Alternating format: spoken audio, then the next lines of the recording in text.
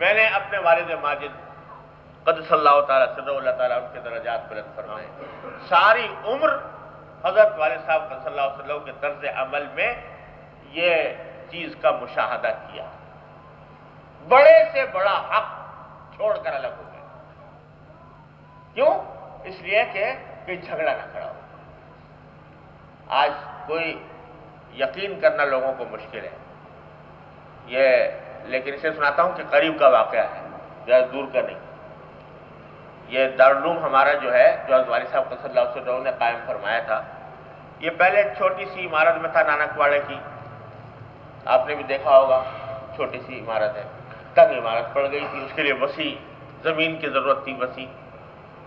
تو اللہ تعالیٰ کا کرنا ایسا ہوا کہ حکومت کی طرف سے جگہ مل گئی شہر کے وسط میں، یہ جو آج کل جہاں اسلامیہ کالج بنا ہوا ہے، اور یہ حضرت علامہ عثمانی رحمۃ اللہ علیہ کے مزار کے پاس کا جو ہے بڑا وسیع رقبہ دارالعلوم کو الاٹ ہو گیا، مل گیا، ملکیت وہ یعنی باقاعدہ دارالعلوم کے نام منتقل ہو گیا، کاغذات مل گئے، پوری زمین مل گئی۔ جب مل چکی تو اس کے بعد وہاں پر سنگ بنیاد رکھنا تھا، تو تعمیر شروع کر دی، وہ بنیادیں کھود دی، ایک کمرہ بنا لیا، ٹیلی فون لگ گیا۔ اس کے بعد جلسہ تقسیم جلسہ اس کا تاسیس کا جلسہ منعقد ہوا، جس میں سارے پاکستان سے علماء حضرات تشریف لائے، جلسہ ہوا۔ اس موقع پر کچھ حضرات نے جھگڑا کھڑا کر دیا کہ صاحب یہ تو غلط ملا، ان کو نہیں ملنا چاہیے تھا، فلاں کو ملنا چاہیے تھا، یہ جھگڑا کھڑا کر۔ شروع میں کوشش کی کہ اس جھگڑے کو کسی طرح ختم کرا دیا جائے۔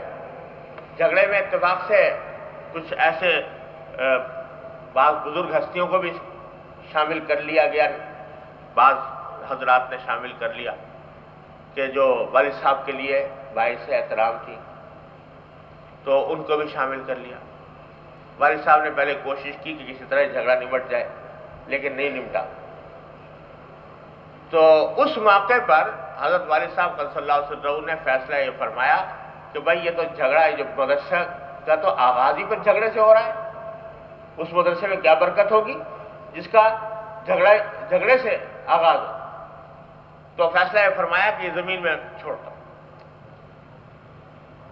سارے مجلس منتظمہ بیٹھی، اس نے کہا کہ حضرت یہ کیا آپ کام کر رہے ہیں، اتنی بڑی زمین وسط شہر کے اندر، جو پہلے کہیں ایسی زمین کا ملنا مشکل، اور مل چکی، آپ کے ملکیت ہو چکی، مدرسے کی دارالعلوم کی ملکیت ہو چکی، آپ اس کو چھوڑ کر کیسے الگ ہو رہے ہیں؟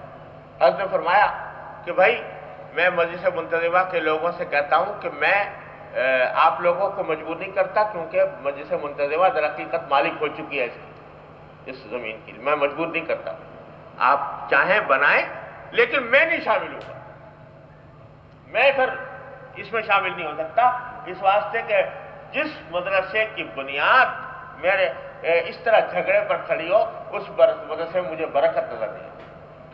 اور پھر یہ حدیث سنائی کہ میں نے رسول اللہ صلی اللہ علیہ وسلم کی یہ حدیث پڑھی ہے کہ جو شخص حق پر ہوتے ہوئے بھی جھگڑا چھوڑ دے، میں جنت کے بیچوں بیچ اس کو جنت کا گھر دلوانے کا ذمہ دار ہوں۔ تو آپ کہتے ہیں کہ شہر کے بیچوں بیچ زمین کہاں سے ملے گی؟